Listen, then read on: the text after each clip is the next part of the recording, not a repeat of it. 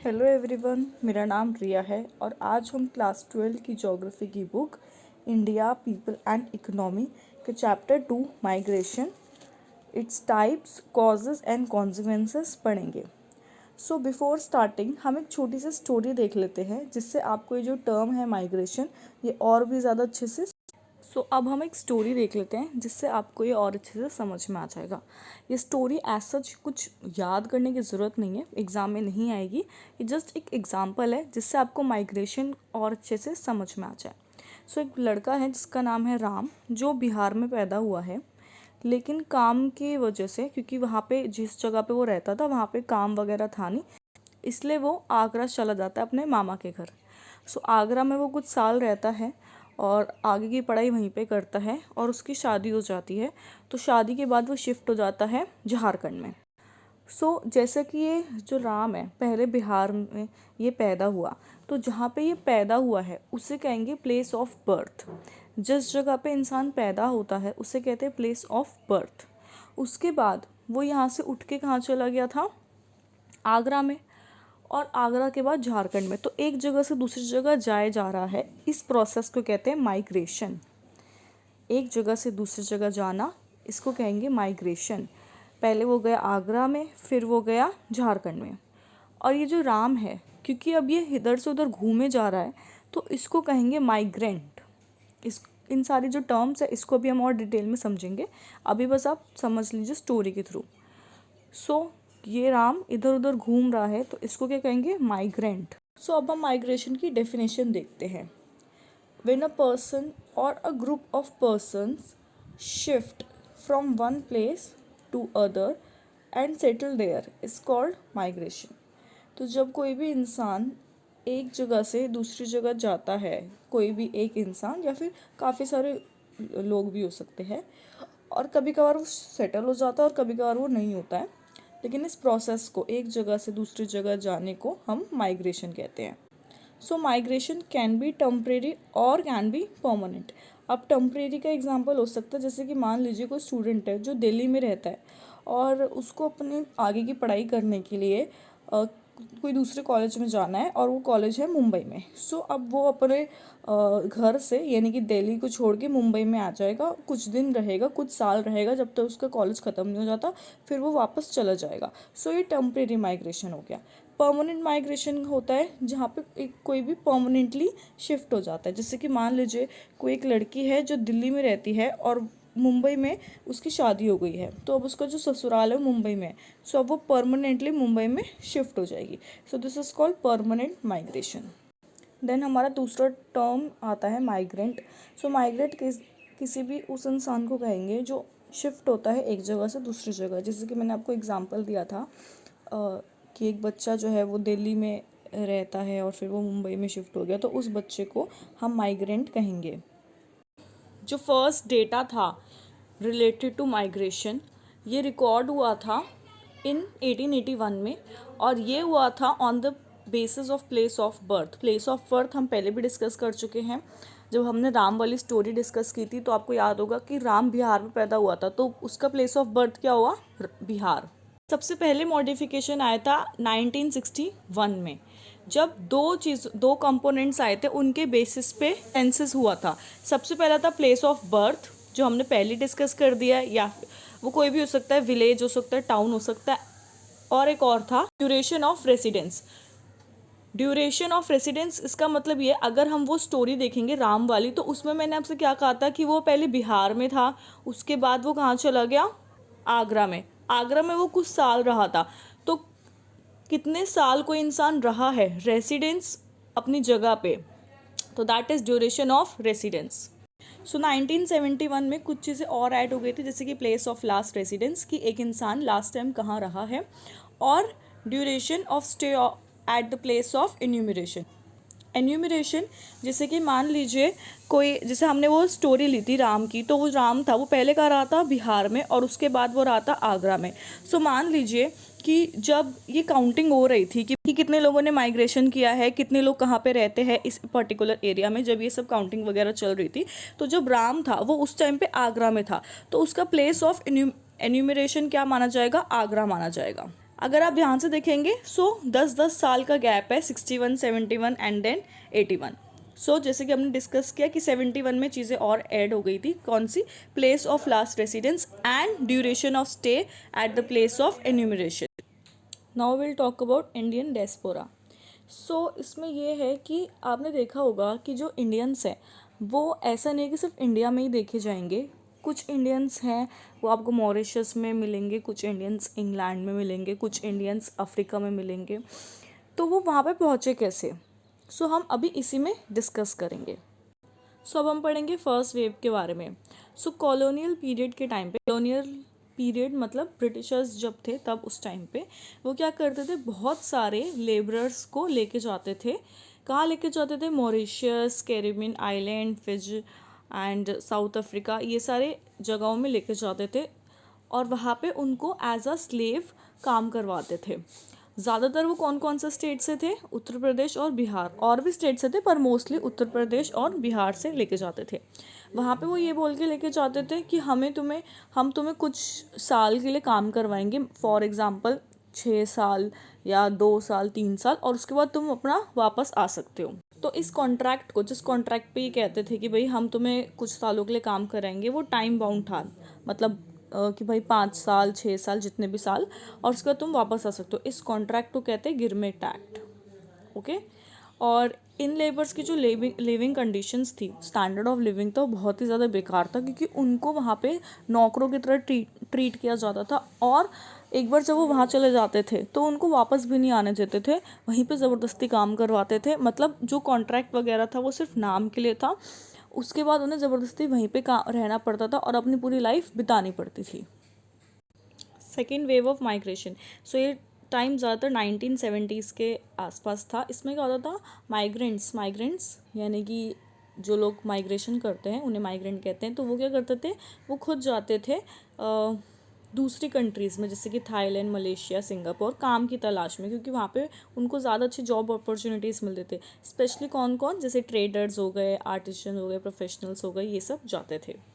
अब third wave of migration में कौन कौन से लोग आ गए, कौन से प्रोफेशनल्स आ गए, doctor, engineer, financial expert, media person, ये सब माइग्रेट होते हैं, दूसरी कंट्री जाते हैं।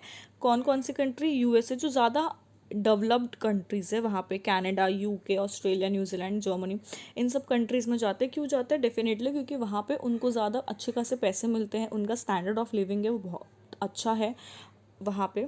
इस वजह से वो बहुत अट्रैक्ट होते हैं उन लोगों के जो जॉब ऑफर्स होते हैं और वो वहाँ पे काम करते हैं।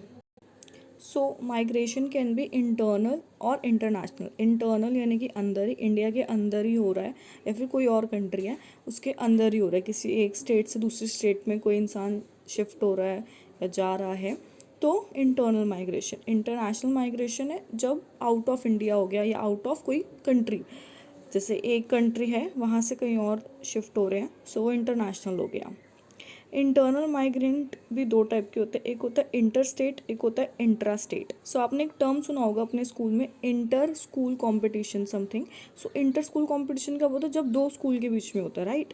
तो वैसे इंटर स्टेट कब होगा, जब दो अलग स्टेट में होगा। जैसे मान लीजिए यहाँ पे हो गया महाराष्ट्र और यहाँ पर हो गया केरला। सो ये दो अलग अलग स्टेट्स हैं, इनके बीच में जब कोई एक इंसान महाराष्ट्र से केरला जाएगा तो वो कहलाएगा इंटर स्टेट माइग्रेशन। इंट्रा हो गया कि स्टेट के अंदर ही, जैसे कि मान लीजिए कोई एक स्टेट है राजस्थान, और एक इंसान है जो पहले जयपुर में था, अब वो जोधपुर में चला गया, तो है तो वो एक स्टेट के अंदर ही घूम रहा है। तो जब वो एक स्टेट के अंदर ही शिफ्ट हो जाएगा तो हो जाएगा, उसे कहेंगे इंट्रा स्टेट। आई होप कि आपको समझ में आ गया होगा। इंटर स्टेट एक स्टेट से दूसरे स्टेट पे, इंट्रा स्टेट एक स्टेट के अंदर ही लेकिन जगह बदल जाती है।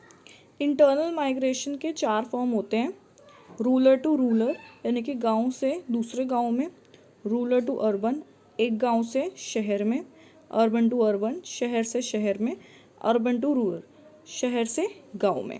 रूरल टू रूरल माइग्रेशन जो है वो ज़्यादातर होता है वुमेन करती हैं, मैं जब उनकी शादी हो जाती है ज़्यादातर। और इंटरस्टेट, इंटरस्टेट बताया था ना, एक स्टेट से दूसरी जगह दूसरी स्टेट में जाना। सो इंटरस्टेट मोस्टली मेल करते हैं। क्यों करते हैं? इकोनॉमिक रीज़न की वजह से। जैसे ज़्यादातर जो गांव में रहते हैं वो शहर में आ जाते हैं काम की तलाश में। अब ये कुछ डेटा है जो आपको याद करना पड़ेगा कि जब सेंसस हुआ था 2001 में, तब ये देखा गया था कि 5 मिलियन से ज़्यादा लोग जो हैं वो माइग्रेट हुए हैं इंडिया में, दूसरी कंट्रीज से आए हैं, यानी कि दूसरी बाहर की कंट्रीज से इंडिया के अंदर एक आए हैं। जैसे कि 96% जो हैं वो थे फ्रॉम द नेबरिंग कंट्री, हमारे जो पड़ोसी देश है वहाँ से। बांग्लादेश से 3.0 मिलियन आए थे, पाकिस्तान से 0.9 मिलियन और नेपाल से 0.5 मिलियन। अब हम पढ़ेंगे स्पेशल वेरिएशन इन माइग्रेशन। इसका मतलब ये है कि ऐसा नहीं कि हर स्टेट में सभी लोग जाते हैं। कुछ स्टेट्स ऐसे हैं जहाँ पे सबसे ज़्यादा माइग्रेशन देखा गया है। सो वो स्टेट्स हैं जैसे कि महाराष्ट्र, दिल्ली, गुजरात, हरियाणा। यहाँ पे ज़्यादा माइग्रेंट आते हैं। माइग्रेंट जो हम पहले डिस्कस कर चुके हैं, वो लोग जो एक जगह से दूसरी जगह शिफ्ट होते हैं। लेकिन कुछ स्टेट्स ऐसे हैं जहाँ से, जैसे कि उत्तर प्रदेश, बिहार, यहाँ पे कम माइग्रेंट्स आते हैं as compare to these states.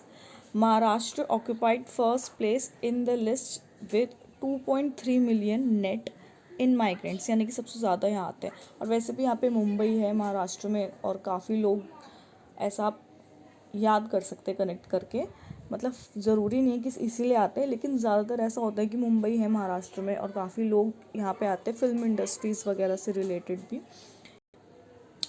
उसके बाद दिल्ली, गुजरात एंड हरियाणा। अब हम देखेंगे कॉजेज़ ऑफ माइग्रेशन। कॉजेज़ मतलब कि कारण, कि माइग्रेशन का कारण क्यों है, क्यों लोग अपनी जो बर्थ प्लेस है, बर्थ प्लेस जिसको हर कोई बहुत प्यार करता है, उसको छोड़ के उनको कहीं और जाना पड़ता है। सो इसके दो रीज़न है, एक होता है पुश फैक्टर, एक होता है पुल फैक्टर। जो हमने दूसरी बुक डिस्कस की थी वहाँ पे हमने बहुत अच्छे से डिटेल में समझा था, फिर मैं आपको थोड़ा बहुत मोटा मोटा बता देती हूँ push factor and pull factor. So एक जगह है ए और एक जगह है बी। एक जगह का नाम है ए और दूसरी जगह का नाम है बी। अब एक लड़का है जिसका नाम है राम। सो राम को अपनी जो बर्थ प्लेस है जहाँ पे वो पैदा हुआ है उसे छोड़ के बी जगह पे जाना पड़ रहा है। सो उसे क्यों जाना पड़ रहा है? क्योंकि हो सकता है यहाँ पे अच्छी खासी सुविधा ना हो, जॉब की जो जॉब अपॉर्चुनिटीज़ ना हो, या पढ़ाई लिखाई के लिए कुछ साधन ना हो, तो इस वजह से उसे कहीं और जाना पड़ रहा है। So this is push factor, कि उसे अपनी जगह को छोड़ के कहीं और जाना पड़ रहा है क्योंकि इस जगह पे कुछ खास नहीं था, मतलब कुछ खास सुविधा वगैरह नहीं थी। Then we have pull factor. Pull factor वही है कि ये जो राम है, ये इसने ए को छोड़ के बी पर आ गया, क्योंकि बी जो है ये अट्रैक्ट कर रहा है, इसको अपनी तरफ खींच रहा है, पुल कर रहा है, क्योंकि बी जो है वो बहुत ही, उसमें मान लीजिए जॉब अपॉर्चुनिटीज़ बहुत ज़्यादा अच्छा है और यहाँ पे हेल्थ की फैसिलिटीज़ अच्छा है, और भी बहुत सारी रीजंस, इसकी वजह से बी जो है इसको अपनी तरफ अट्रैक्ट कर रहा है, पुल कर रहा है। तो दिस इज़ पुल फैक्टर। अब हम पुश फैक्टर को थोड़ा और डिटेल में समझते हैं। So people migrate from rural to urban. गांव से शहर तक लोग बाग शिफ्ट हो जाते हैं। किन किन रीजंस की वजह से? गरीबी की वजह से, बहुत ज़्यादा पॉपुलेशन प्रेशर होता है जब लैंड पे, तब lack of basic infrastructural facilities जैसे कि health care, education, basic facilities नहीं होती, बेसिक नीड्स फुलफ़िल नहीं हो पाती, जैसे कि हेल्थ वगैरह या एजुकेशन। या फिर मान लीजिए नेचुरल डिज़ास्टर आ गया, कोई एक जगह है वहाँ पे बाढ़ आ गई है, ड्रॉट पड़ गया है, या साइक्लोनिक स्टॉर्म आ गया है, अर्थक्वेक, सुनामी, या कोई लड़ाई वगैरह हो रही है, तब भी उन्हें उस जगह को छोड़ के दूसरी जगह पे आना पड़ता है। पुश फैक्टर में हमेशा जो सैड वाले रीजंस होते हैं वही होते हैं, जैसे कि पावर्टी, गरीबी और हाई पॉपुलेशन, ये सारे रीजंस ही होते हैं। पुल फैक्टर में हमेशा बहुत अच्छे अच्छे रीजंस होते हैं जिनकी जो हर एक इंसान चाहता है, तभी तो वो अपने आप को अट्रैक्ट करता है। पुल फैक्टर खींचता है अपनी तरफ, जैसे कि बेटर अपॉर्चुनिटीज़ होती है, अच्छी खासी अपॉर्चुनिटी, और regular work, relatively high wages, अच्छे खासे पैसे मिल रहे हैं। मैंने जैसा पहले एग्जांपल लिया था कि ए एक जगह है, बी एक जगह है। सो कोई इंसान ए को छोड़ के बी पे क्यों आएगा, मतलब एक जी इस प्लेस को छोड़ के इस प्लेस पे क्यों आएगा? पुल फैक्टर की वजह से, क्योंकि यहाँ पे ज़्यादा अच्छी जॉब अपॉर्चुनिटीज़ है, काफ़ी अच्छे पैसे मिल रहे हैं, और एजुकेशन सिस्टम अच्छा है, हेल्थ सिस्टम अच्छा है, एंटरटेनमेंट सोर्स अच्छा है, मॉल्स वगैरह हैं काफ़ी सही, तो इस वजह से। सो अब हम देखेंगे कॉन्सिक्वेंसेज ऑफ माइग्रेशन। कॉन्सिक्वेंसेज मतलब परिणाम, रिजल्ट, कि अब माइग्रेशन हो जाता है तो उसका क्या रिजल्ट आता है, उससे क्या क्या परिणाम देखने को मिलते हैं। तो सबसे पहला आता है सोशल कॉन्सिक्वेंसेज। इसके हम दो देखेंगे, पॉजिटिव क्या रिजल्ट आएगा मतलब अच्छी चीज़, और इसमें नेगेटिव चीज़ क्या होती है।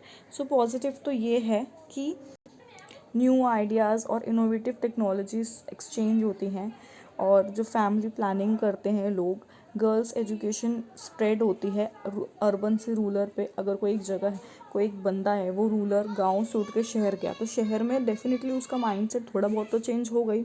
तो इसलिए गर्ल्स एजुकेशन जो है वो और बढ़ती है, मतलब अच्छी होती है। लोगों को दूसरे कल्चर के बारे में पता चलता है, और लोगों का जो माइंडसेट है वो थोड़ा ब्रॉड होता है, थिंकिंग चेंज होती है।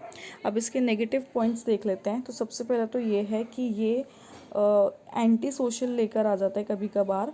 क्राइम, थेफ्ट, जैसे कि अगर कोई इंसान है, काफ़ी बार देखा गया है कि काफ़ी जो क्राइम वगैरह करते हैं वो किसी और स्टेट के होते हैं, और वो पैसों की वजह से करते हैं ये सब चीज़ें। सो ये हैं इसके कुछ नेगेटिव कॉन्सिक्वेंसेस। अब हम देखेंगे एनवायरमेंटल कॉन्सिक्वेंस की एनवायरनमेंट के ऊपर क्या असर पड़ता है जब माइग्रेशन होता है। और डेफिनेटली इसका कोई भी पॉजिटिव नहीं होता, इसका सिर्फ नेगेटिव ही होता है। सो नेगेटिव क्या होता है, सबसे पहले तो ओवर क्राउडिंग, बहुत ज़्यादा भीड़ भाड़ हो जाती है। तो इससे क्या होता है, लैंड पे प्रेशर पड़ता है, और अनप्लान ग्रोथ होती है, और इसी वजह से शहर में झुग्गियाँ वगैरह बहुत ज़्यादा बढ़ती जा रही हैं। ओवर एक्सप्लॉयटेशंस होता है किसी भी रिसोर्स का, और ट्रैफिक बहुत ज़्यादा हो जाता है शहर में, आजकल बहुत ज़्यादा देखने को मिलता है। ग्राउंड वाटर पे बहुत असर पड़ता है, और ये बहुत बड़ी प्रॉब्लम है, पोल्यूशन वगैरह बहुत ज़्यादा बढ़ता है इसलिए। तो ये हैं कुछ इसके कॉन्सिक्वेंसेस। अब इसके कुछ इकोनॉमिक कॉन्सिक्वेंसेस देखेंगे।